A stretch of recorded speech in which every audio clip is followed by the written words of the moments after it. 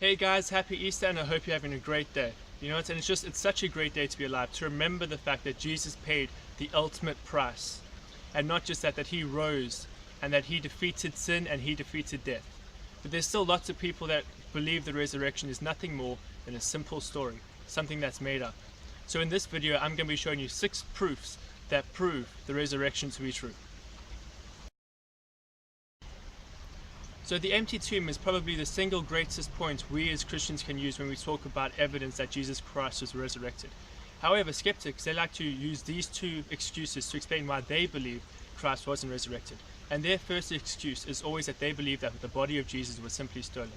However, at this point, Jesus' disciples were far too cowardly to even think about stealing the body, for they knew they would surely be eliminated by the Romans. And the Romans themselves had no motives to steal the body. On the other hand, lots of people believe that Jesus' disciples simply went to the wrong tomb. However, they witnessed where Jesus' body was buried, and so they would know where to go to retrieve it. So therefore, both of these reasons simply don't make sense in the greater scheme of things. Further proof that the Gospels are not simply a work of fiction is that it was women that first saw the risen Christ.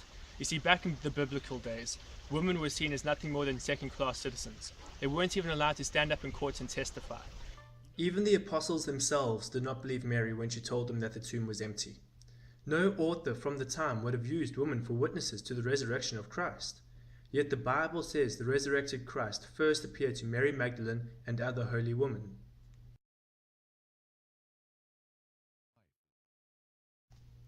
In 1 Corinthians 15 verse 6, Paul records that a crowd of more than 500 people saw the risen Jesus Christ.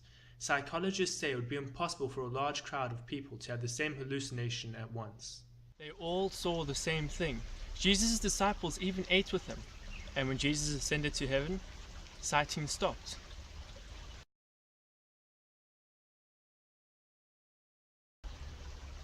After Jesus was crucified, his disciples fled. They hid because they believed that the Romans would try to hunt them down and kill them as well. However, their behavior changed drastically as they went from cowards to bold preachers. It was after seeing the risen Christ with his body raised from the dead, they quit hiding and went into the streets to preach. They were unafraid because they knew Jesus was God and he had defeated death.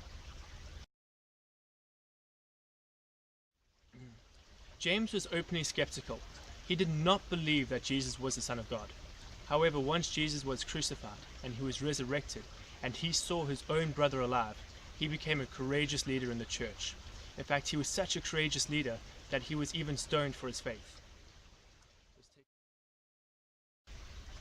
Paul, formerly known as Saul, was an aggressive persecutor of the early church, and he would slaughter and hunt down Christians left, right, and center.